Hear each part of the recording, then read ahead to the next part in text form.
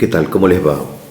Roma, donde estoy, es la ciudad del querigma, del anuncio apostólico. Y en este sentido tenemos un testimonio muy importante, privilegiado, que es la carta a los romanos, escrita por San Pablo. Así que los invito a hacer un repaso de este texto para entender de alguna manera cómo era la Iglesia y qué era el anuncio, el querigma apostólico. Vamos por ello.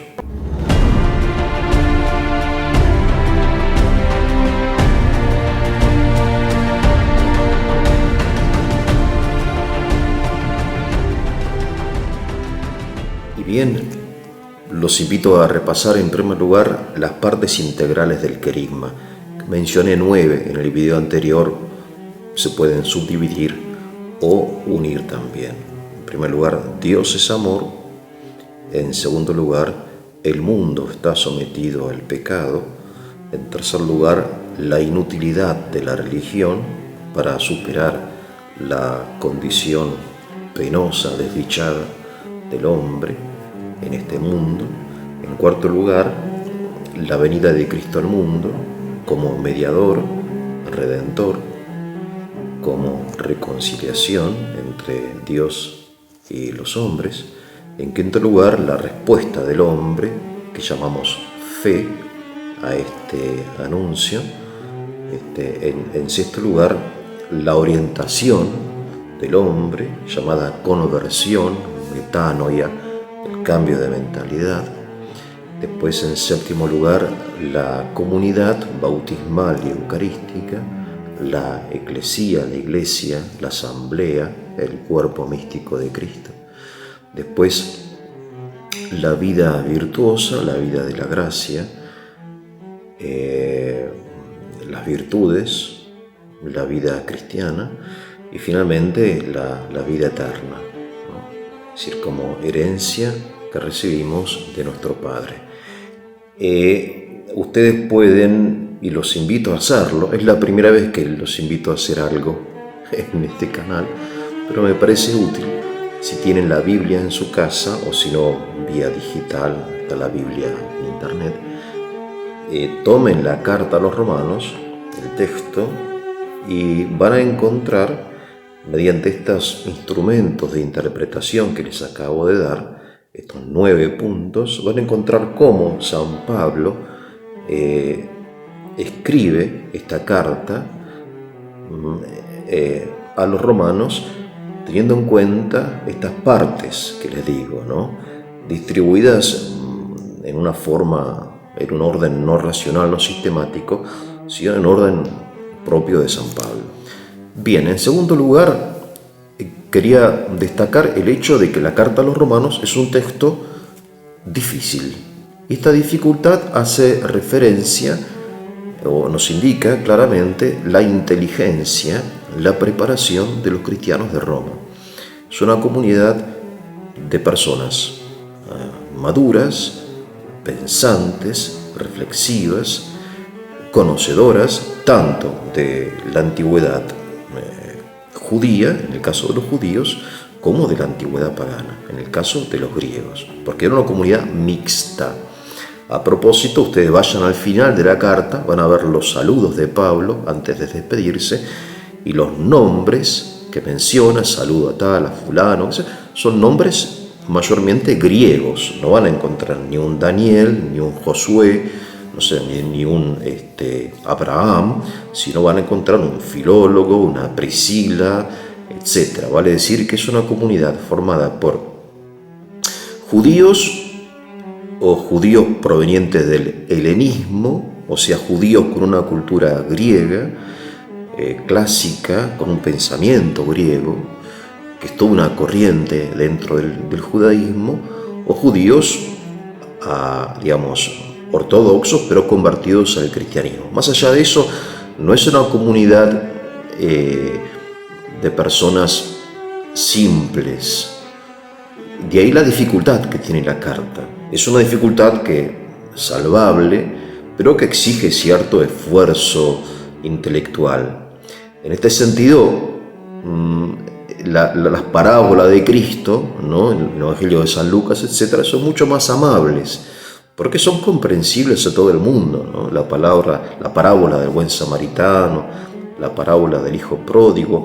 Aquí, en cambio, tenemos textos con una riqueza enorme conceptual que exige reflexión, lo cual nos habla, vuelvo a repetir, y es lo que me importa aquí, nos habla de la elevación de la comunidad romana, ¿no? Que obviamente es la capital del imperio, y en las capitales siempre se encuentra, digamos, la élite intelectual, en este caso cristiana. En tercer lugar, me parece importante entender que la carta a los romanos es un testimonio histórico de cómo entendían los apóstoles la historia y la presencia de Cristo en el mundo como desenlace feliz de la tragedia de la humanidad. En este sentido, el cristianismo es un hecho obviamente histórico, y la predicación, el querigma, es un hecho histórico que sucedió, se realizó en un lugar determinado, en este caso en Roma, y en un tiempo determinado, en la antigüedad, ¿no? Es el primer siglo, estamos en el primer siglo. El contenido del querigma no es principalmente ni político ni social, es principalmente teológico, de la palabra theos, Dios. Esa predicación teológica, cuya respuesta es la fe, después sí tiene consecuencias políticas y sociales. Estructuras de pecado existentes en aquella época, por ejemplo, la esclavitud, o tantas otras expresiones de la corrupción del Imperio Romano, poco a poco fueron suprimidas a medida que el cristianismo ingresó en la cultura de la época. Pero es un camino lento y que todavía no ha concluido. Esto es importante porque hoy la interpretación más de moda del cristianismo es la marxista. Según el marxismo, el cristianismo tuvo éxito en la antigüedad porque vino a predicar la igualdad, la supresión de la esclavitud, la supresión de las clases sociales, vino como a predicar aquello que después los marxistas intentaron en forma absolutamente desdichada implantar en la Unión Soviética, etc. Sin embargo, esta interpretación histórica del cristianismo es todo menos histórica. La historia del cristianismo está fundamentalmente expresada en las cartas apostólicas, en este caso en la carta de San Pablo, ¿no? Ahí van a ver lo que era la iglesia, cómo sentía la iglesia y cómo entendían la iglesia los cristianos del primer siglo. La carta a los romanos es un texto difícil también porque está como llena de antinomias, de paradojas, de afirmaciones que de repente no parecen conciliables con afirmaciones de la misma carta y del mismo autor. Parecería que San Pablo afirma una cosa y después afirma lo contrario, ¿no? Este carácter paradójico de la verdad, antinómico, que también se llama, es una gran dificultad en el momento de interpretar. Y por eso hasta el día de hoy los cristianos estamos divididos, separados, hasta enemistados por el hecho de que, por ejemplo, el protestantismo entiende a San Pablo de una forma distinta de cómo la entiende el catolicismo. Pero esto no es casualidad, esto se fundamenta en la misma dificultad del texto y la interpretación del texto, ¿no? Por ejemplo, la relación entre judíos y griegos, fundamental.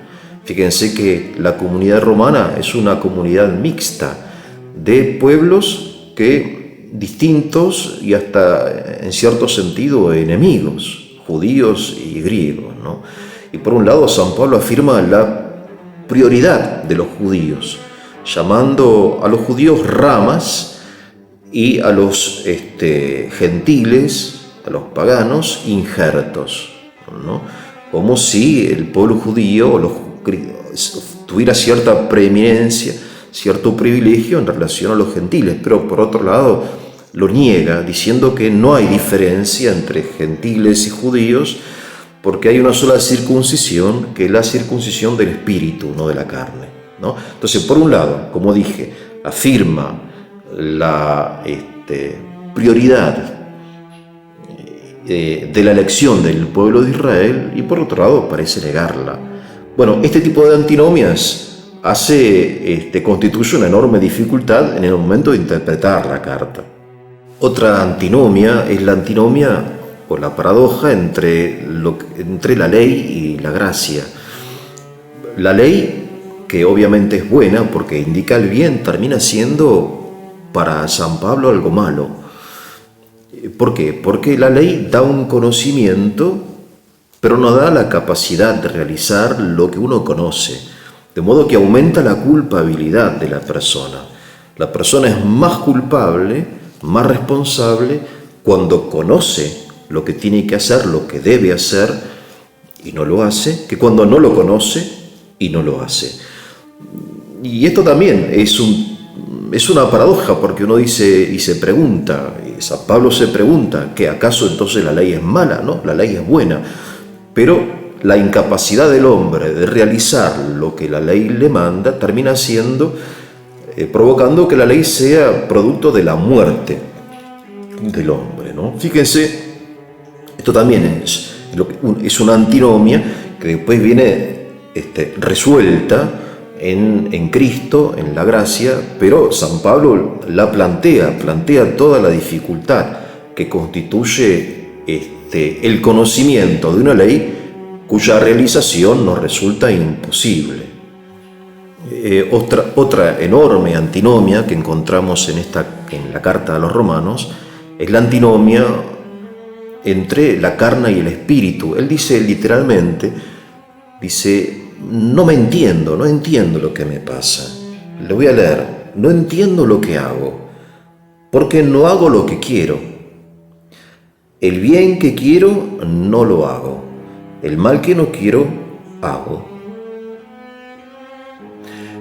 La antinomia acá se plantea entre el deseo y la obra, entre el bien y el mal, entre lo que me gustaría hacer y lo que en realidad hago, ¿no? Y esto es muy moderno, muy actual y muy personal de cada uno, porque cada uno de nosotros siente en sí mismo que diariamente hace cosas que no debería hacer y no hace cosas que debería hacer, ¿no? Esta antinomia, esta paradoja así planteada en una forma realmente dialéctica y compleja, siempre termina resolviéndose en forma positiva. Lo vuelvo a repetir, aquí siempre el trasfondo es la felicidad del Evangelio, el feliz desenlace, la buena nueva, a diferencia de la emotividad de la época fuera de la iglesia, que era más bien de desesperación, ¿no? Que no hay salida. Es un poco el existencialismo también ateo de nuestra época, en fin, que no hay salida a la tragedia humana, que el hombre es un ser desdichado, es un fracaso. En cambio, en el cristianismo se plantea la desdicha, se plantea la paradoja, se plantea la oposición entre la carne y el espíritu, entre el deseo y la obra, pero el desenlace es feliz, lleno de esperanza y de alegría, que es el gran secreto de la iglesia, ¿no? La alegría. Una de las partes del querigma que les comenté era en la comunidad eucarística. San Pablo, en la carta a los Romanos, plantea sobre todo la comunidad bautismal, ¿no? Lo propio, lo que hace al cristiano es el bautismo. ¿Pero qué es el bautismo? El bautismo es una forma de sepultura. En la vida física, primero viene la muerte, después la sepultura. En la vida cristiana, primero es la sepultura y después la muerte, en el sentido que al sepultarnos con Cristo en el bautismo, uno muere al pecado, dice San Pablo. ¿Por qué sepultura? Bueno, precisamente porque el bautismo es un signo de la muerte, y ese signo estaba claramente expresado en la antigüedad, ya que los cristianos se bautizaban mediante inmersión, ¿no? Se sepultaban en el agua, se sumergían en el agua 3 veces, como aún hoy se hace en algunas iglesias, también en la Iglesia Católica, pero bueno, por razón de comodidad, en fin, históricas, se ha reemplazado el signo pleno del bautismo, que es sumergirse. Y en Roma, a propósito, hay bautisterios muy antiguos que son como piletas donde los cristianos ingresaban, se sumergían y de ese modo se expresaba esta sepultura, y al salir es la resurrección y la muerte del pecado. Fíjense qué interesante, ¿no? Y a propósito, para San Pablo, la Iglesia, al menos en la carta a los Romanos, es expresada sobre todo en la imagen del cuerpo, que es una imagen más intensa que la del pueblo. Nosotros a la Iglesia la llamamos pueblo de Dios, pero el cuerpo es más intenso porque las partes de un cuerpo están más unidas entre sí que las partes de un pueblo, ¿no? Por eso cuando te duele el dedo del pie, te duele todo el cuerpo, no así cuando una persona, un vecino, qué sé yo. Entonces, la imagen del cuerpo, me parece a mí, es más feliz en este sentido. Bien, en séptimo lugar, creo, es la antinomia entre la fe y las obras, que es el gran tema que separa al catolicismo del protestantismo, ¿no? Y por un lado, San Pablo afirma, obviamente, que el justo vive por la fe, y sin embargo también habla de la importancia de las obras. Habla de la inutilidad de las obras sin la fe, pero habla también de la importancia, la necesidad de las obras de la fe, ¿no? San Agustín esto lo explica en una forma muy sencilla, dice, bueno, lo que pasa es que hay obras antes de la fe que no justifican, que al contrario, enorgullecen al hombre. Después hay obras de la fe que son parte de la fe viva, de la fe cristiana, ¿no? De la vida cristiana, que es parte del querigma. Bien, aquí también entonces San Pablo habla claramente de esto y obviamente ensalza la importancia de la fe de Abraham, dedica un capítulo a la fe de Abraham, y después de que la fe es lo específico, que el hombre se salva mediante la respuesta a la revelación, a la venida de Cristo, y esa respuesta se llama fe. Otra antinomia de la carta a los Romanos es el hecho de que de la relación entre el uno y lo múltiple, que diría Platón. Vale decir que Adán, siendo uno, habiendo cometido un pecado, habiendo rechazado a Dios, habiendo desobedecido a Dios, ese pecado de este uno terminó siendo el pecado de todos, ¿no? Y de modo semejante, la muerte de Cristo y la resurrección de Cristo termina siendo la muerte y la resurrección de todos, ¿no? Esta relación entre la cabeza de la humanidad, que llamamos Adán, y todos los hombres, hasta nosotros, ¿no? de toda la naturaleza humana, de toda la especie humana, todos los hombres que han heredado ese pecado, y por otro lado este nuevo Adán, que es Cristo, que heredan la gracia, ¿no? Y esto es un tema enorme que solamente al caso a plantearlo, que San Pablo aquí lo plantea, obviamente en un párrafo, después será explicado por la teología durante los 20 siglos y seguirá siendo explicado porque todavía no se agotan estas cosas, ¿no? Sin embargo, ya el planteo de la relación entre el uno y lo múltiple, ya sea de Adán con todos nosotros, que heredamos el pecado, o de Cristo con todos o muchos que heredan la gracia. Otra interesante antinomia que San Pablo plantea acá en la carta a los Romanos.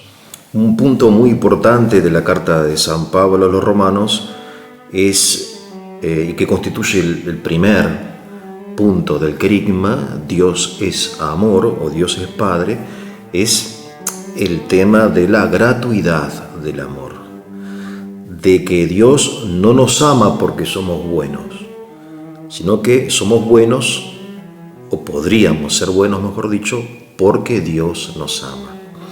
Hay una relación inversa entre el amor de Dios y el amor del hombre. Nosotros amamos algo porque eso que amamos es bueno. En cambio, en el caso del amor divino, eso que Dios ama es bueno porque Dios lo ama.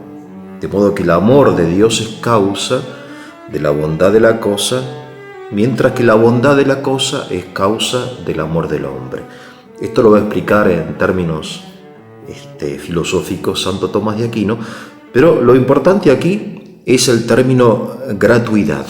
San Pablo insiste en la gratuidad del amor de Dios. Este término gratuidad es, en otras palabras, fruto de la esencia de Dios, que es amor. Dios es amor, o si quieren, de la persona de Dios como Padre, ¿no? O sea, el Padre, ustedes si son padres, también los curas que somos padres también, amamos a quienes amamos, no esperando nada de ellos, al menos así debería ser en teoría, ¿no? Sino en forma gratuita, ¿no? Un padre ama a su hijo porque es su hijo, no esperando ninguna recompensa, ninguna paga, ¿no? De modo semejante y en forma eminente, infinita, Dios nos ama a nosotros. Dios es amor. Y eso está expresado fundamentalmente en Cristo, en la muerte de Cristo que se entrega como sacrificio de reconciliación. Esto es fundamental, es, digamos, la quinta esencia, si quieren, de la carta a los romanos, ¿no? La clave de interpretación obviamente es esto. Bien, y finalmente, para cerrar esta pequeña introducción e invitación a leer la carta a los romanos, acerca de la condición del hombre que les comenté en el video sobre el querigma, sería este segundo punto, ¿no? De que el mundo está sometido al pecado. San Pablo no necesita explicar demasiado porque en la época del primer siglo el Imperio Romano estaba bastante corrompido, ¿no? Las costumbres de los romanos, que habían sido costumbres muy sanas en épocas anteriores, ¿no? Y esto habla en el primer capítulo. Esta corrupción se ve en dos o tres cosas que menciona San Pablo. El primero es la idolatría, ¿no? El hecho de que los hombres, en lugar de adorar a Dios, de rendirle culto a Dios, le rinden culto a ídolos, a imágenes, que los cristianos tenían ahí, en la vuelta de la esquina, porque estaba el panteón, ¿no?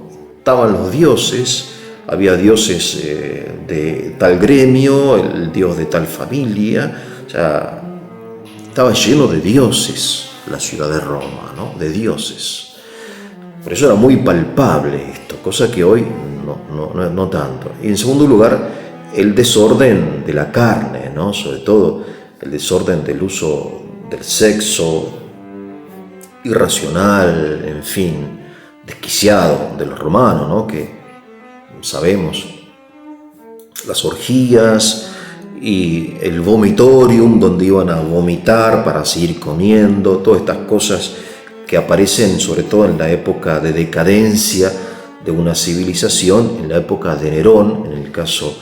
Entonces, acerca de San Pablo, le dice a los romanos, miren lo que sucede, miren la tragedia del hombre. Y esa tragedia encuentra su explicación en el pecado y su desenlace en la venida de Cristo. Bien, que tengan un muy buen día.